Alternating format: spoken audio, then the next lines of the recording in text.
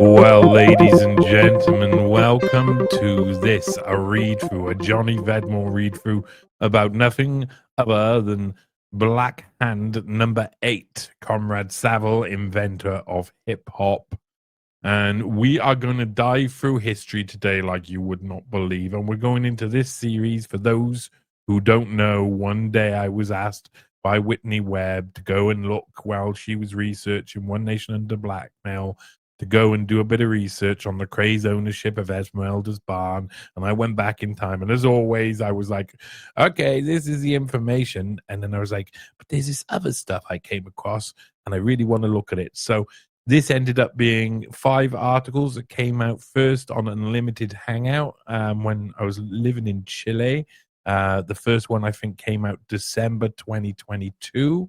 And they came out then 1 week apart from a little gap in between at a time. It was a lot to cover in this, a hell of a lot to cover. I cannot tell you how big and deep this well of information is, but it is big and deep, and it goes down low, really low. And so they killed my beloved Esmeralda, and that night I also discovered that people like Barbara Knox Marsh had also been killed off. Her and some of the other girls would make up the second of the Black Hand series.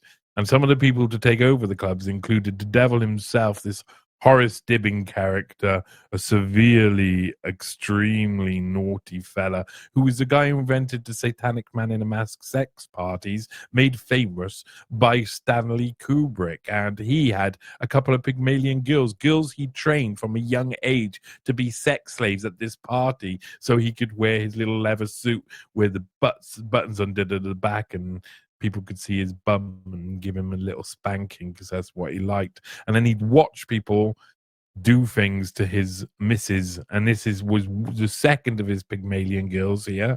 This is Mariella Novotny, also known as Mariella Capes, also known as many other things, Henrietta Capes, Henrietta Dibbing, I can't remember. I can't remember all of her names, but she had a few. Mariella Novotny. She was known round the scene as being one of the best hostesses at sex parties.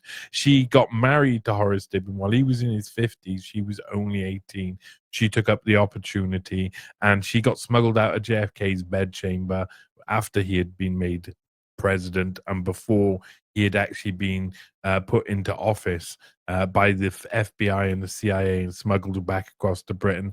These two played a significant role in the Perfumer affair that led to the downfall of the British government. And one of the guys who hung around with all of these guys was the original Jeffrey Epstein himself, George Huntington Hartford Hunts, as his sister would call him, one of the richest men in the world, who had villas all in the places Epstein had. And very interested is the Black Hand series. Number 6 and 7 were about a guy called Stanley Setti and how he was murdered, had his head chopped off, had his legs chopped off and thrown out of a window. But it was a bit of an intermission.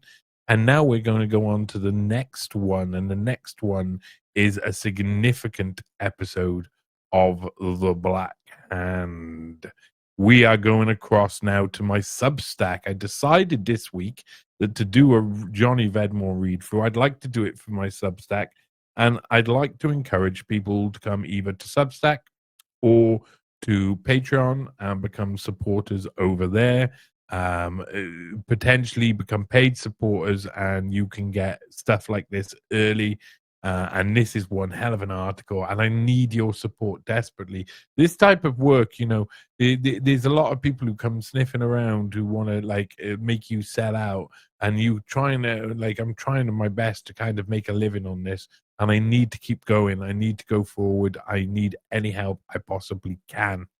So please come over and support the work either on Patreon or on Substack, but also you can read this on Newspaste when it comes out, which when this read through comes out, it's going to come out together. So you listening to this read through, then you can read the article already yourself. The Black Hand number 8, Comrade Savile, inventor of hip hop. How the infamous sex offending BBC DJ became involved in spy games, was almost killed in Moscow, and pioneered hip hop by this guy, Johnny Vedmore. I know him. Okay, and here we go. This is for, like I say, for paid subscribers so far. So not many people have had access to this because I've got a small audience, getting bigger all the time. Here you go. The Black Hand, Comrade Savile, inventor of hip hop. You see him there with his Moscow hat on. Indeed, it's quite amazing. This is a crazy story. In post-war Britain, the Cold War was raging, and the weaponry of choice was cultural rather than physical. The Soviet-era spy games of the 1960s were all-pervasive. Regardless of whether you were a politician, musician, actor, gangland villain, or even the owner of a high-class buttery, everyone with influence was being deployed to fight the Soviet menace. The nightclubs of the United Kingdom were awash with dead letter drops and high-end influence operations, and those who ran the major night spots around the UK became some of the most influential power brokers of the era. These were the Kate Meyricks of their era. Both wealth and danger were always around the corner. The Black Hand series does not explore the world of simple nightclub owners. Instead, we are examining the high-level trendsetters of the era. The people we've looked at so far were major pioneers in the nightclub world, a world which was often sordid and obscured. Female patrons such as Esmeralda Gulan and Barbara Knox Marsh were dynamos, revolutionizing the club industry. Throughout the mid-50s, proprietors like Horace Hod Dibbin and his two wards, Patsy Morgan Dibbin and Mariella Novotny, were the inventors of the man-in-the-mask satanic sex parties, which became the iconic symbol of a ludicrously indulgent elite. In the high-class nightclubs of London during this period, the Venn diagram of pioneer club owner and Soviet-era spy almost formed concentric circles. One could go as far as to say that no one could hold a position of nightclub host in Kensington, Belgravia, or Mayfair unless they played the establishment's game. The most influential figures of this generation gained significant access to politicians, royalty, and celebrities. We have also investigated the gangland bigwigs who capitalized on the original takeover of the nightclub scene, which include the Cray twins, the Brinks Matt Robber Billy Hill, the gangland villain Ronnie Dice. During the 1950s and 60s, intelligence-linked gangsters weren't the only nefarious characters to use nightclubs, sex compromise, Satanism, and their significant connections to gain power and control. There was one infamous nightclub manager, DJ, and celebrity influencer in particular who was involved in these ever-developing spy games. Jimmy Savile was one of the most prolific sex offenders in British history. While he was offending, he was protected by the British royal family, the ruling elite on all sides of the political spectrum, as well as the security services. He was not being protected by the tentacles of the United Kingdom's intelligence infrastructure for no reason. Among his accolades, Jimmy Savile was a spy. For those who grew up with Jimmy Savile on the BBC, the idea that he was a master in the art of spycraft may seem ridiculous. However, the state uses trending influencers to do their dirty work. As you might already know, Savile was a peculiar chap with various links to the dark arts. Superficially, Savile's whole existence lent itself to Satanism, Wiccan, and black magic. He was born on Halloween. He was the seventh child. He regularly wore ceremonial gowns, and on top of that, he was rumored by various former work colleagues to dabble in witchcraft. However, witchcraft and spycraft were not Savile's only pastime. He was also a musical pioneer. Jimmy Savile didn't only have a direct consequence on the way music was presented at nightclubs we've investigated in this series, he also fundamentally revolutionized musical form and style. There was one musical genre in particular that Jimmy Savile revolutionized: hip hop. It wasn't only P. Diddy's wild satanic themed sex parties which originated from this era. So did the musical genre which brought Sean Combs such wealth. Welcome to the 8th part of the Black Hand series. This is the story of Comrade Savile, the inventor of hip hop. Here we go. The young Jimmy Savile.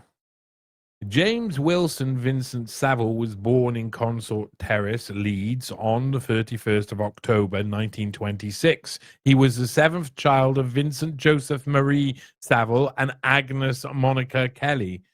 Vincent and Agnes married in 1911 at St. Cuthbert's Chapel in County Durham. The Savile name had derived from French Norman roots. In Eure-de-Loire, during the time of William the Conqueror, the Savile family were loyal enough to the king that they were gifted lands in England after the Norman invasion. The Savile surname appeared in England around the 12th century, and the high-ranking members of the family loyal to the crown were given lands in Yorkshire. A religious grant from the reign of Henry VIII also mentions the Saviles. Jimmy Savile had inherited his two middle names from his ancestors, while Vincent was his father's name. Wilson came from Savile's paternal grandmother, Jane Walker Wilson, whose father, Alexander Wilson, was an American-born district superintendent of a railway clearinghouse. A young Jimmy Savile with his mother and father there. That's his mother in the center. And that's his father just over there. I think you can tell who his father is by his conch, and that's one of his sisters actually just behind. Looks like a nurse. Savile left school while just a teenager. By the age of 14, he was working at the Waterloo Colliery in Leeds as one of the so-called Bevan boys.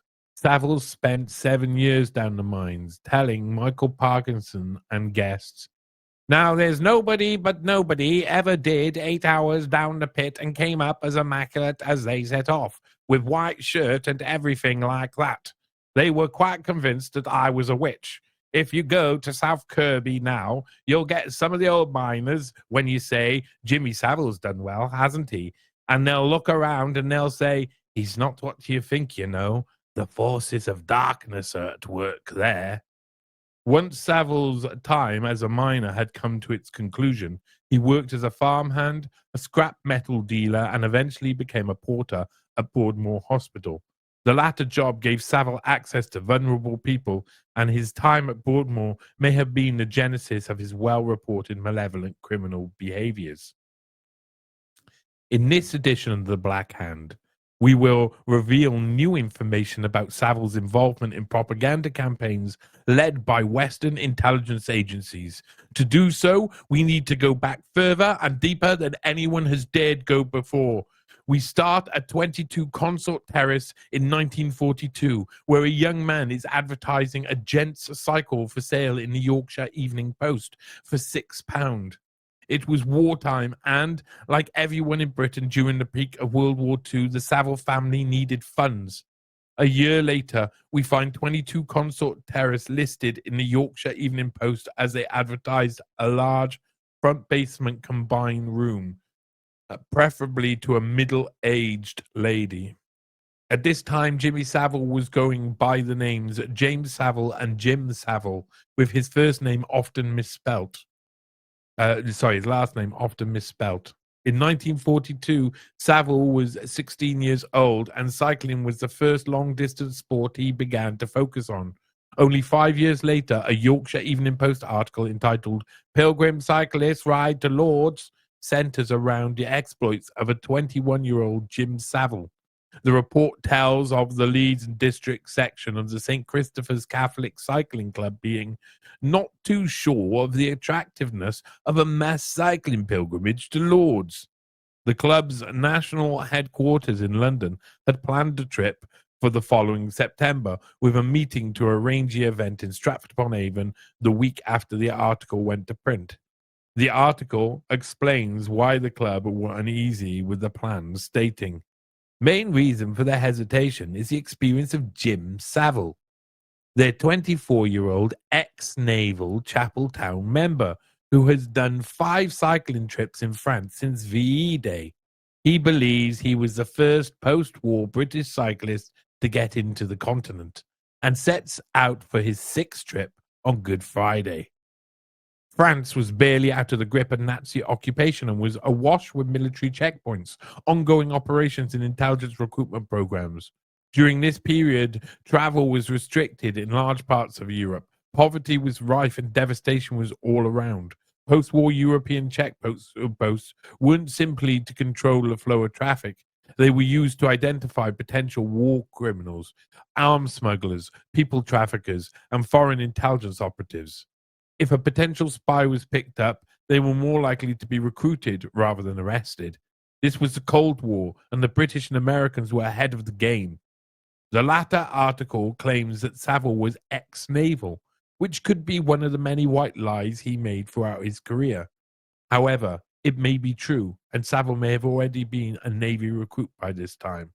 The article continues with an interview with John Keavy, who stated, "Jim Savile tells us accommodation and food is very difficult," said Keavy.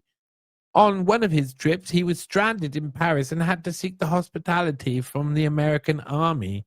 We think the £15 should be near double.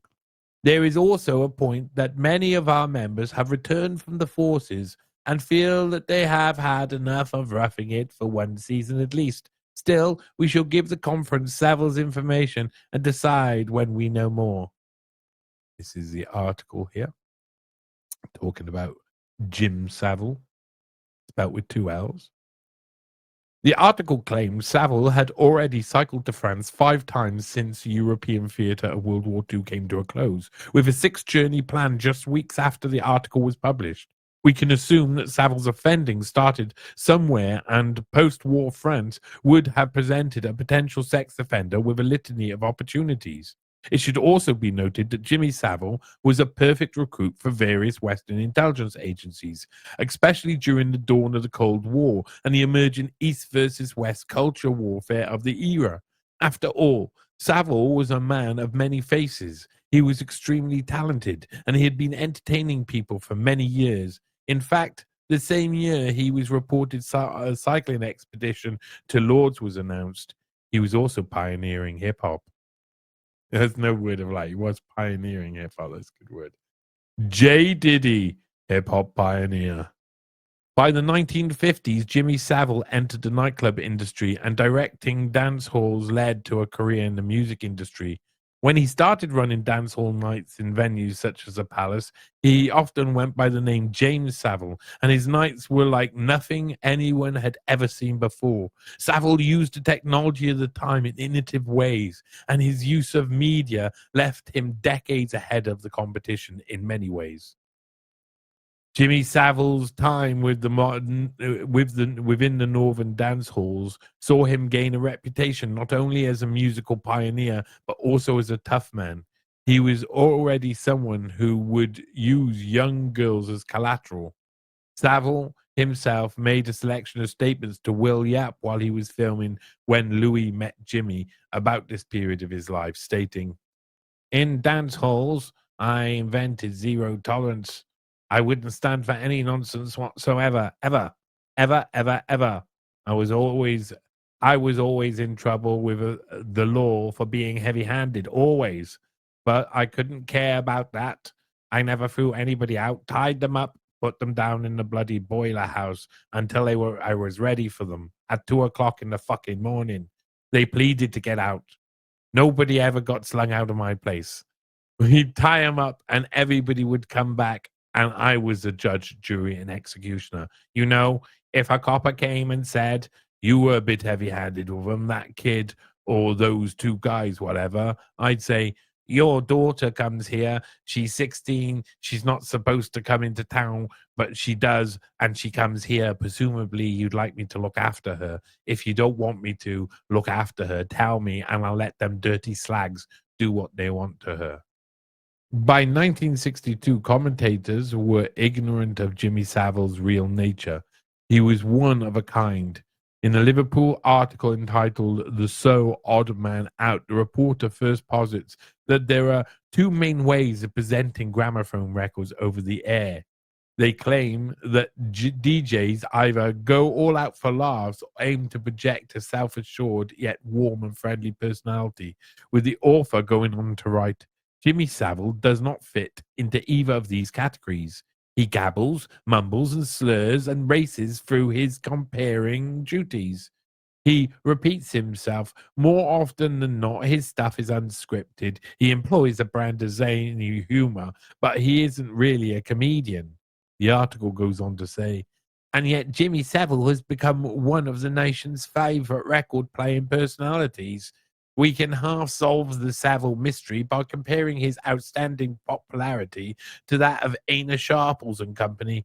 Savile gives all his work a Coronation Street stamp.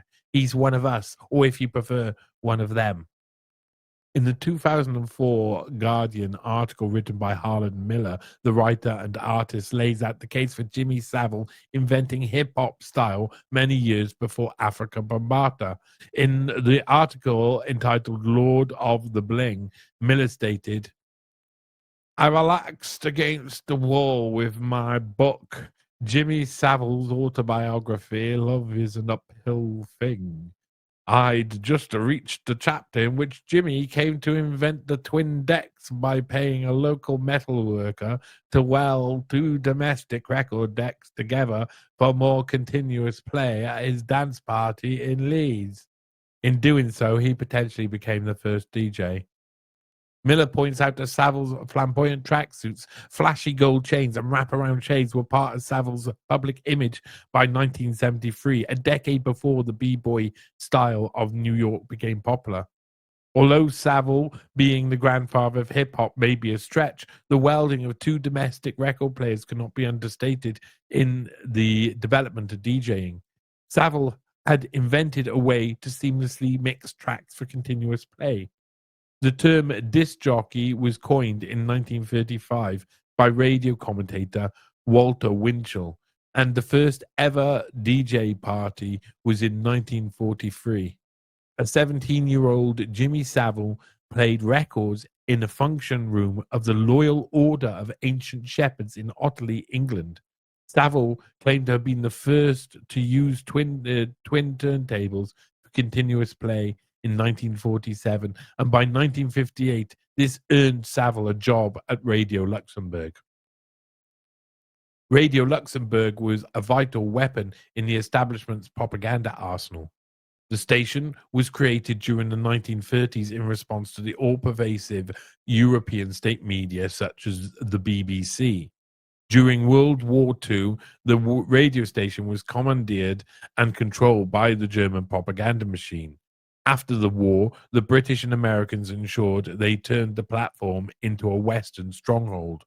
Savile talked about being recruited by Radio Luxembourg on a few occasions, including a BBC Radio 1 Christmas show. Savile recounts the tale of being approached in his dance hall, stating, "A million years ago, I was playing records in my dance hall when a fellow came up, and he said, 'I've never seen records played like this before. Do you fancy a job on Radio Luxembourg?' And I said, 'Why not?' I'd never been on the radio in all my life. And he said, 'Okay, come to London for an audition.' And I said, 'No.' He said, 'Why not?' And I said, 'You've seen all there is. If you either want it or you don't want it.' And he said, 'You're a bit of a character, aren't you?' And I got a telegram. Do you remember telegrams? I got a telegram a week later. It said, 'Your Radio Luxembourg show starts on Thursday.' So I shot down to town, and I was working for Warner Brothers Film Company, and they decided to bring out records, the biggest name in film, the biggest name in sound."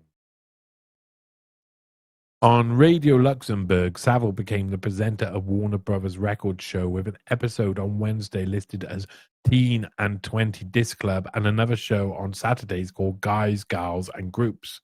Savile's rise was meteoric. Before long, James Savile was the highest paid DJ in the trade on a wage of approximately £20,000 a year. Comrade Savile. Although we are led to believe that the Soviet Union was unwelcoming and inhospitable place for Westerners during the late 1950s and 1960s, in reality, cultural exchange programs were a regular occurrence between East and West. For the West to influence the East, they had to keep their proverbial foot in the Russian door and vice versa. This was happening at all levels during this period. High-level American diplomats such as John Kenneth Galbraith were visiting the Soviet Union under the pretense of examining the rural Soviet economy. At the same time, one of those mentioned by Galbraith, the supposed feminist Gloria Steinem, was also running operations for the CIA targeting Soviet-run festivals on European mainland. The Soviet Union's influence during the Cold War was being challenged, not by war, but rather by the dissemination of cultural influence. You can, of course, watch the episode of Gloria Steinem, Searching for Stanley, the Gloria Steinem episode. The guy who helped Jeffrey Epstein smuggle guns in Iran-Contra, covered up Watergate, Martin Luther King, and later lived 500 meters away from Epstein and become Epstein's victim's lawyer. His main squeeze through this period was the famous feminist Gloria Steinem. Both of them were CIA. The British were as busy as the Americans during this period, and the post-war era was a golden age for American and European diplomacy. Both the US and the British were recruiting assets to use within the burgeoning propaganda war, and the gramophone became central to this process. Once their elite armies of information warriors was on board, they were often sent to the front lines. Jimmy Savile took more than one trip to the Soviet Union during the 1950s and 1960s. We can find evidence of this within the newspaper archive on Thursday, the 1st of November, 1962. The South London Observer ran a column entitled Swingin' Jimmy in the show news section of the newspaper, writing, autographs were the order of the day, but Jimmy still managed to keep the cats and kittens, as he described the youngsters, dancing. This is really great, he told me. I like to see the kids enjoying themselves. I play whatever they want to hear and find it keeps them going. Recently returned from Hollywood, where he met Elvis Presley, Moscow, and a tour of France, Jimmy hopes to go to Jerusalem at Christmas to dig the scene, he explained. Savile often projected out the power he had over younger generation, and he had a penchant for insinuating his sinister sexual behavior during interviews and articles. Savile mentioned his Moscow trips a few years later in the People newspaper on Sunday, the 4th of July, 1965. He writes, if anybody in Skegness has a spare room and one or more teenage daughters to talk to over supper and would like a long blonde-haired lodger with long blonde Rolls Royce for the night, let me know. I'll give what I was going to spend in the hotels to the local hospital fund. I've never had this much trouble, even when I applied for my visa to go to Moscow. In one of the last interviews Jimmy Savile ever gave before his death, he spoke from his hospital bed in more detail about his visit to Moscow while he was working for Radio Luxembourg, stating, now, I managed to get a visa, which is another story entirely, to go to Soviet Russia. That was when Premier Khrushchev was in power. And in those days, all there were which you could listen to on were transistor radios. They were called transistor radios, little things. And I took my transistor with me to Russia, and I was staying in a big hotel called the Hotel Ukraine. And I went out at 10 on a Wednesday night to stand on the steps, bitterly cold as it is in Russia at 10 at night, and I dialed Radio Luxembourg, and lo and behold, I heard my program coming out a bit faint, but there it was. Now, if you put a pin in Luxembourg and a piece of string reaching around Moscow and then draws a circle with it, that was the potential listening figure, and that covered this part of the world.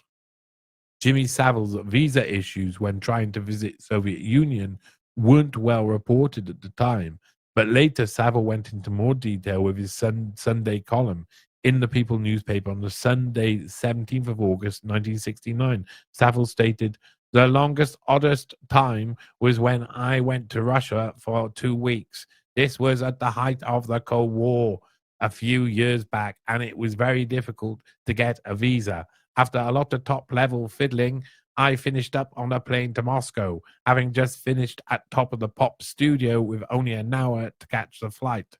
Therefore, no time to change. I boarded the aircraft looking like a color cartoon.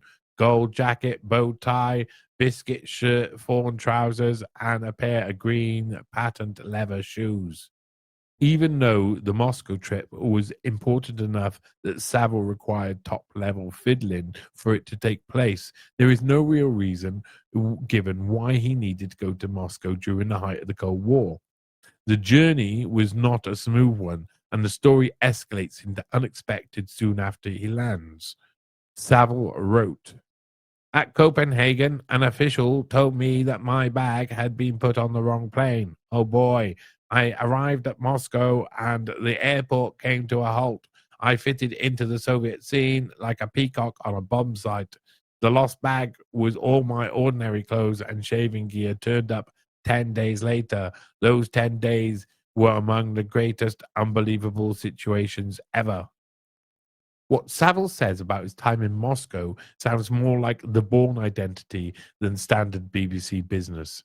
In the same People article, Savile goes on to say, "A mix-up with the secret police, running into and over a pedestrian when I was being driven around a display park in an electric three-wheeled car, almost getting shot in a side street, and just saved by my own security guard. The worst 2 weeks of my life, but I loved the people there. Pity they all speak Russian."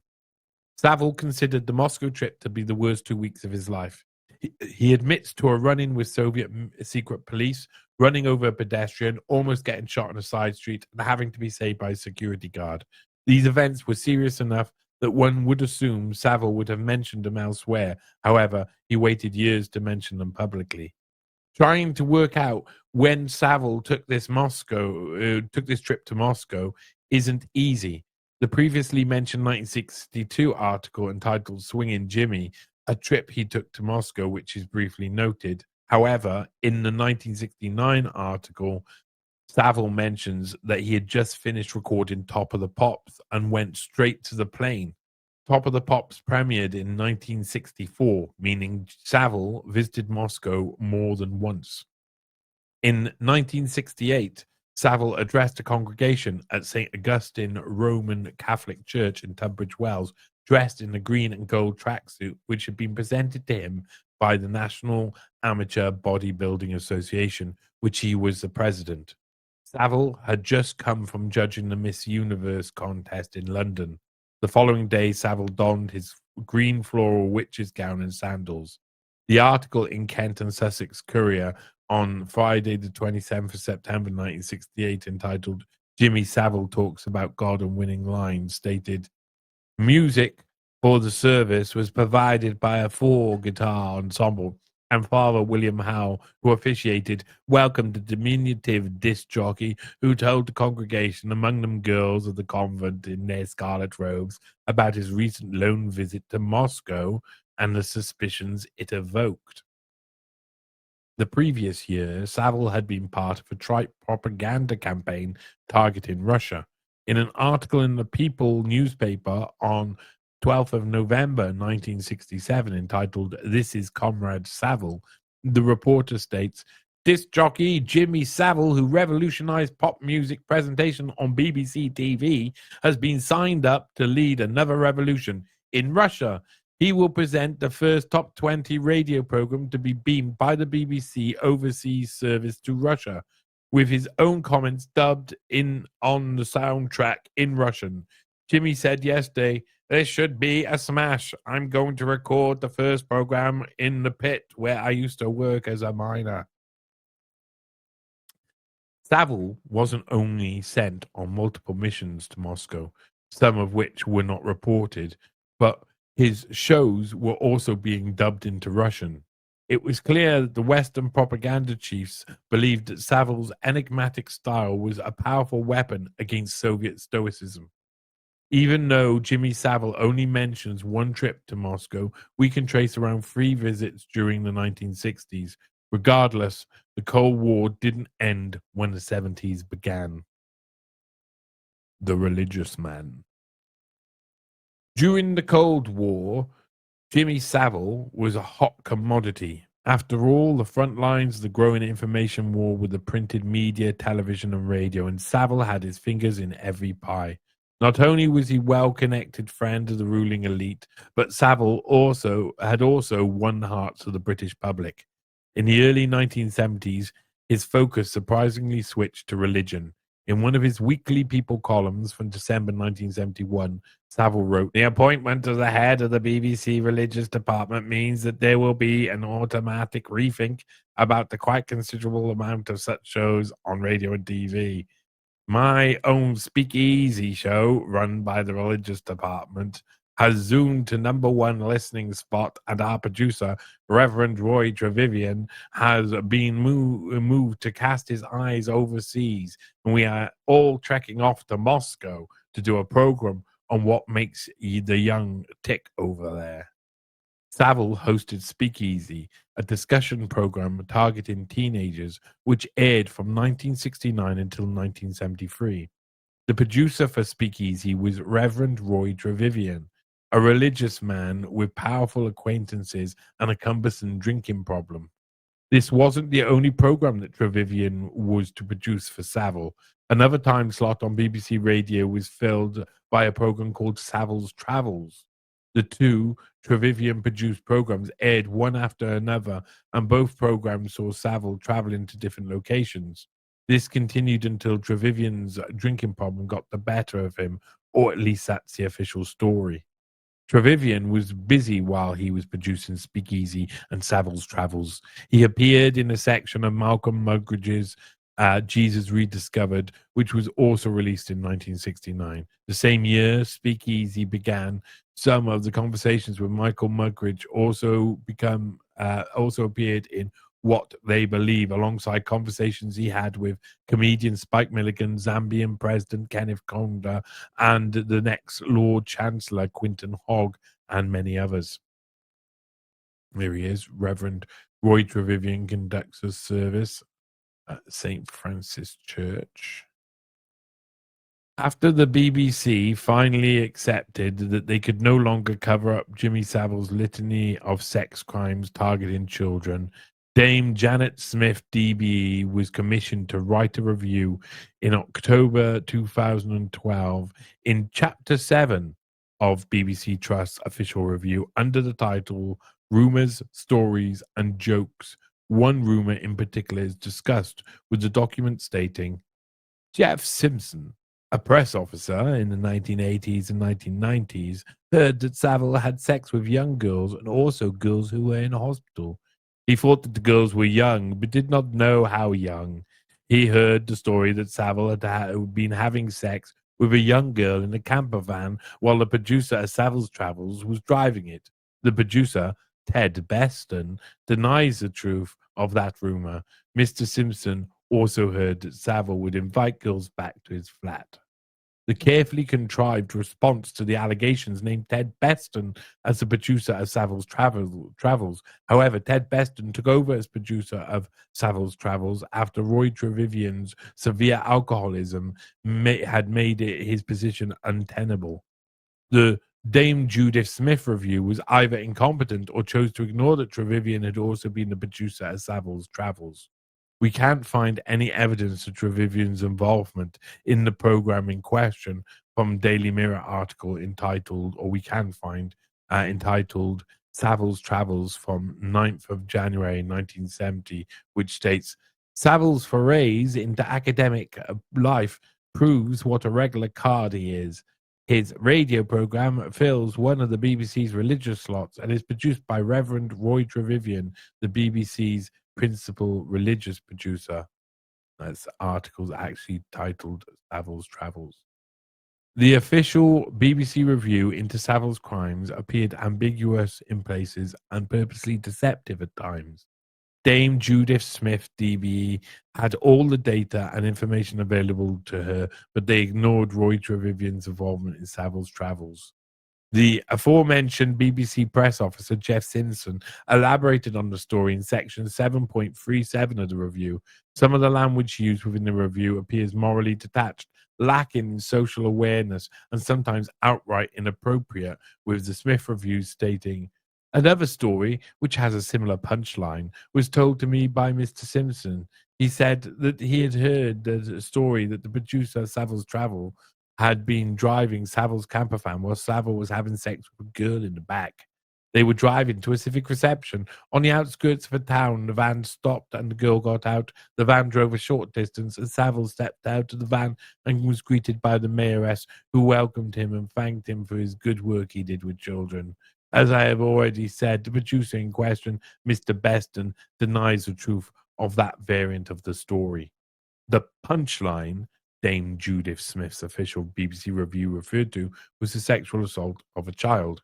Regardless, there are a few occasions when Roy Trevivian is producer of Savile's Travels, which fits the description of the event which Simpson describes. One of the related articles appeared in the Worthing Herald from the Friday, the 2nd July 1971, entitled "There's Nothing Like a Day by the Sea, Says Those Cheerful Men," which states, "The Star and Garter party was accompanied by pop personality and disc jockey Jimmy Savile, and among those who attended a luncheon at the Assembly Hall were the Mayor and Mayoress, Alderman and Mrs. S.M. Knight, the Deputy Town Clerk, Mr. T.L. Elliott, and Police Superintendent C. Cornbill."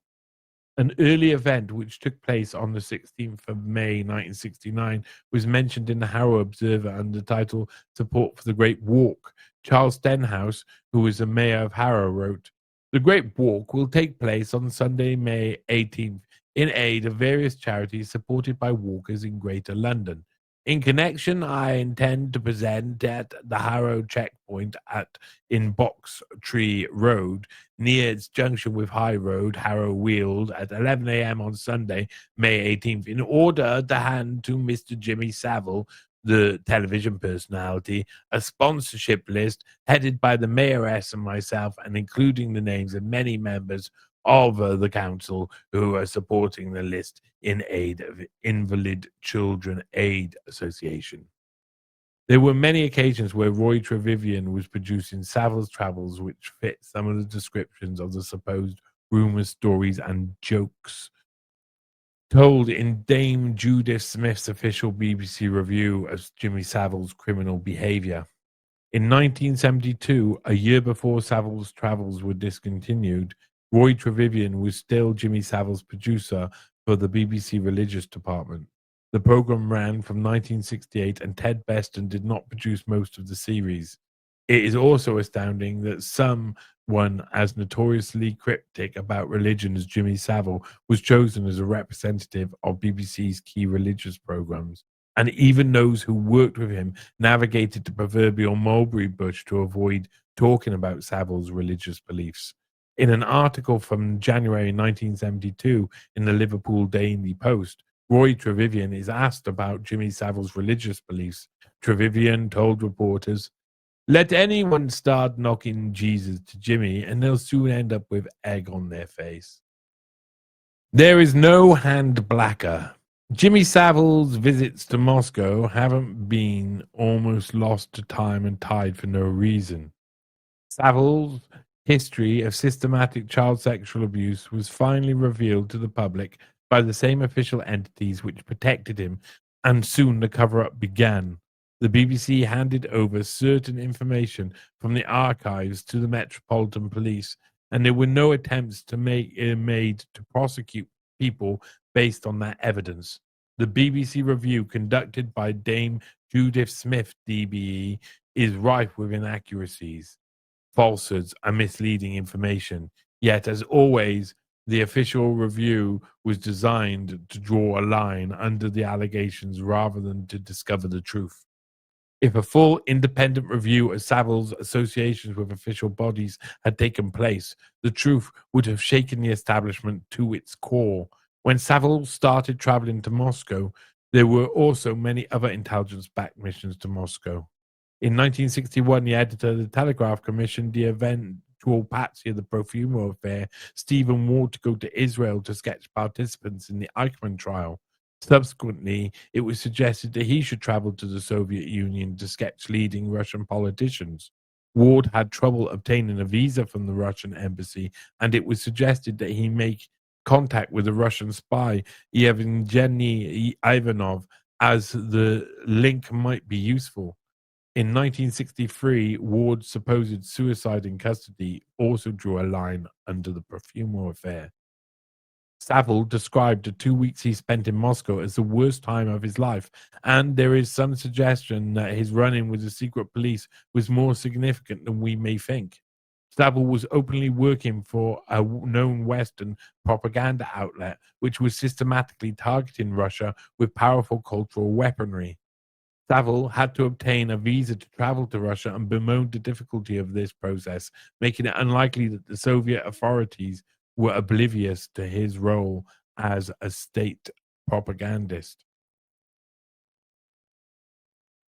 It was standard practice for for Soviet authorities at the time to question those they suspected of spycraft on arrival in Russia. Savile even gave excuses as to why he stuck out like a sore thumb when he arrived in Moscow, but he doesn't go into detail about the interactions he had with the secret police. Savile and his bodyguard were likely followed wherever they went. The admission that he was almost shot on a side street suggests that he was acting in a way which brought serious attention to him, but that was Jimmy Savile's nature. Originally, this article was going to be focused on Savile's trips to Russia, but his significant connections to the dance halls led me down another path.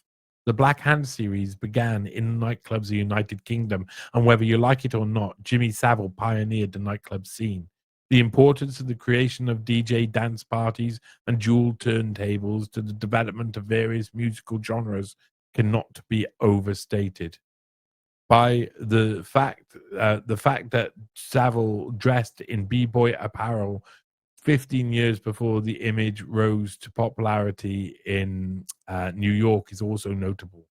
I have my tongue firmly in cheek as I refer to Jimmy Savile as the inventor of hip hop. However, his influence on the music industry in general is often purposely ignored or played down in response to his prolific criminal behavior.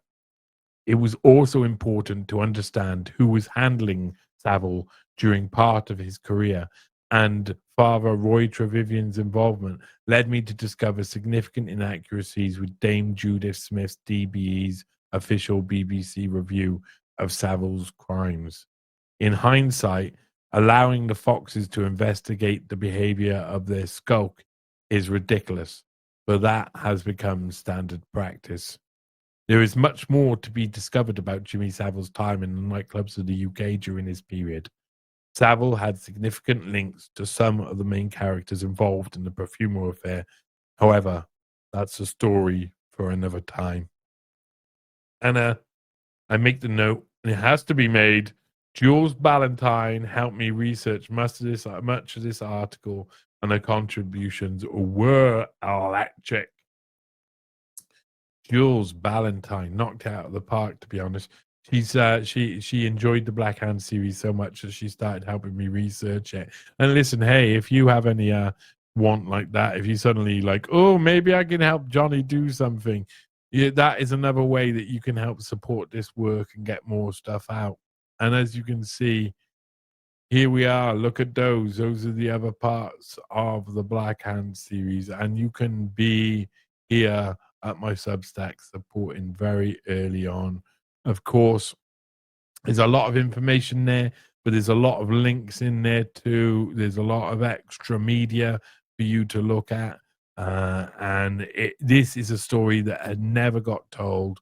The idea that Jimmy Savile went to Russia. If you typed into any AI, it says there is no evidence that Jimmy Savile had any connection at all to Moscow. But I've been able to prove differently. Jules Ballantyne have been able to prove differently. And we have got so much information on Savile. Some of the stuff we're coming out with and we're finding is just wild beyond wild. He was more just like Jeffrey Epstein, more than just the offenses he was eventually found to have committed. There you go. And of course, you can find all of that stuff on newspace.com. You can find it on Johnny's Substack on substack.com, under Johnny Vedmore, under newspace.substack.com, the actual handle. You can usually find the articles on Twitter, whether I get them up the same day or not, whatever. Everything goes up, I don't know. You can find them early on Substack and Patreon. And your financial support is much appreciated, and I need all of the help I can get. These are really dubious times in my world, and I need as much help as I can. So I'm working hard to get more out. Now, the Black Hand series may continue down routes I wasn't expecting. And I find that I'm linking up with other people, more and more. I'm kind of intersecting into other people, and other people are giving me an idea of what comes next or who comes next. They see the story and then they say, oh, wow, that's wild. It reminds me of this thing I heard once. And then I go and I study it and research it. And slowly you can see the same connections come out, because it's a very small group of people who are handling these operations, who are out there. And it comes under the hammer, the umbrella of Bohemia, the TV, media, nightclubs, live music, discos, DJ sets. These are all parts of Bohemia. These are the ways that this sort of world is used in all different types of ways. And we've come across this over and over again. How influential and important these people are who run the nightlife of different countries around the world. I mean, before Esmeralda's Barn, if you go back 40 years, the last generation was the 43 Club with Kate Meyrick. And, you go back 50 years before, 40 years before, and you got another club and so on and so forth. It was always a place where people hung out. Always a place that's trending at the time, and that's always a place where some of the most naughtiest stuff's going on, because a lot of these people, the people who are willing to do the worst, are with the other people who are willing to do the worst. That's the way it works. I need your help. Come a Patreon, come a Substack supporter, buy me a coffee, Ko-Fi, go to newspace.com, subscribe, like, share, anything you can do, do it. I need your help. I'm going to do as much as I can. I got some really big projects coming up. I mean, I say that all of the time, but I always do have something on the go. So come support me. Come to newspace.com. Thank you for joining me for another Johnny Vedmore read-through. This has been The Black Hand, Comrade Savile, inventor of hip-hop. That's me out. Bye.